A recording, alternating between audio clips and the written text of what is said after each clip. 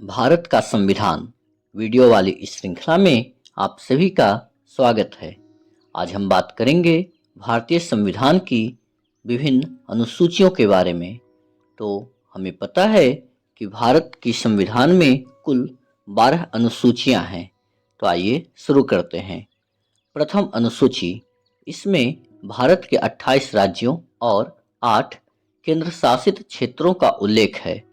द्वितीय अनुसूची, इसमें भारतीय राज्य व्यवस्था के विभिन्न पदाधिकारियों जैसे राष्ट्रपति, राज्यपाल, लोकसभा के अध्यक्ष और उपाध्यक्ष, राज्यसभा के सभापति एवं उपसभापति, विधानसभा के अध्यक्ष और उपाध्यक्ष, विधान परिषद के सभापति एवं उपसभापति, उच्चतम न्यायालय और उच्च न्यायालयों के न्यायाधीशों और भारत के नियंत्रक महालेखा परीक्षक आदि को प्राप्त होने वाले वेतन, भत्ते और पेंशन आदि का उल्लेख किया गया है।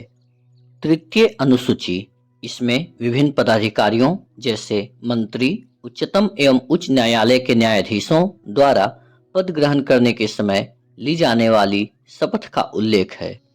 चौथी अनुसूची, इसमें विभिन्न राज्यों तथा संघीय क्षेत्रों की राज्यसभा में प्रतिनिधित्व का विवरण दिया गया है। पांचवी अनुसूची, इसमें विभिन्न अनुसूचित क्षेत्रों और अनुसूचित जनजाति के प्रशासन और नियंत्रण के बारे में उल्लेख है। छठी अनुसूची, इसमें असम, मेघालय, त्रिपुरा और मिजोरम राज्यों के जनजाति क्षेत्रों के प्रशासन के बारे में प्रावधान है।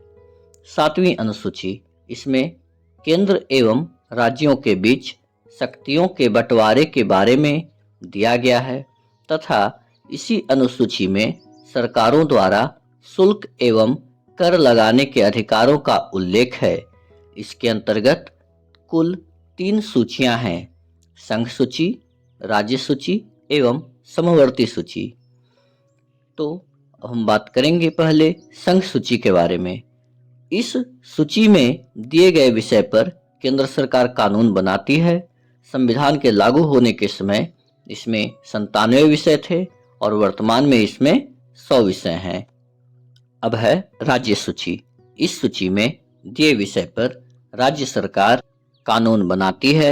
राष्ट्रीय हित से संबंधित होने पर केंद्र सरकार भी कानून बना सकती है। संविधान के लागू होने के समय इसके अंतर्गत 66 विषय थे तथा वर्तमान में 61 विषय हैं।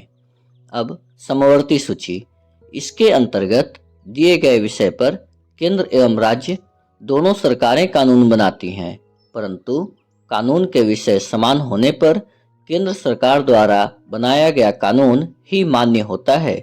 राज्य सरकार द्वारा बनाया गया कानून केंद्र सरकार के कानून बनाने के साथ ही समाप्त हो जाता है। संविधान के लागू होने के समय समवर्ती सूची में कुल 47 विषय थे और वर्तमान में इसमें 52 विषय हैं।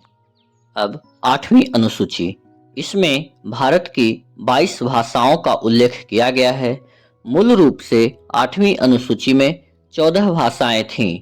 1967 ईस्वी जो संविधान का 21वां संशोधन हुआ तो इसमें सिंधी को तथा 1992 ईस्वी जब संविधान में 71वां संशोधन हुआ उसमें कोंकणी, मणिपुरी तथा नेपाली को, और 2003 ईस्वी में जब संविधान में 92वां संशोधन हुआ तब मैथिली, संथाली, डोगरी एवं बोडो को 8वीं अनुसूची में शामिल किया गया। 9वीं अनुसूची, संविधान में यह अनुसूची प्रथम संविधान संशोधन अधिनियम 1951 ईस्वी के द्वारा जोड़ी गई। इसके अंतर्गत राज्य द्वारा संपत्ति के अधिग्रहण की विधियों का उल्लेख किया गया है। इस अनुसूची में सम्मिलित विषयों को न्यायालय में चुनौती नहीं दी जा सकती है। वर्तमान में इस अनुसूची में 294 अधिनियम हैं। 10वीं अनुसूची, यह संविधान में 52वें संशोधन 1985 ईस्वी के द्वारा जोड़ा गया है। इसमें दल बदल से संबंधित प्रावधानों का उल्लेख है। 11वीं अनुसूची, यह अनुसूची संविधान में 73वें संशोधन 1993 ईस्वी के द्वारा जोड़ी गई है। इसमें पंचायती राज संस्थाओं को कार्य करने के लिए 29 विषय प्रदान किए गए हैं। 12वीं अनुसूची, यह अनुसूची संविधान में 74वें संशोधन अधिनियम 1993 के द्वारा जोड़ी गई है। इसमें शहरी क्षेत्र की स्थानीय स्वशासन संस्थाओं को कार्य करने के लिए 18 विषय प्रदान किए गए हैं। तो यह थे संविधान की कुल 12 अनुसूचियां। अब हम इसके साथ ही कुछ और बिंदुओं पर नजर डालेंगे। संविधान के 69वें संशोधन के द्वारा दिल्ली को राष्ट्रीय राजधानी क्षेत्र का दर्जा दिया गया है।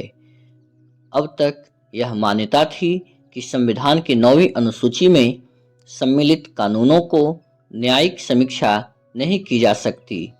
11 जनवरी 2007 ईस्वी के संविधान पीठ के एक निर्णय द्वारा यह स्थापित किया गया है कि 9वीं अनुसूची में सम्मिलित किसी भी कानून को इस आधार पर चुनौती दी जा सकती है कि वह मौलिक अधिकारों का उल्लंघन करता है तथा उच्चतम न्यायालय इन कानूनों की समीक्षा कर सकता है।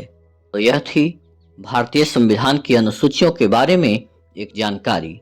मुझे उम्मीद है आपको यह वीडियो पसंद आई होगी।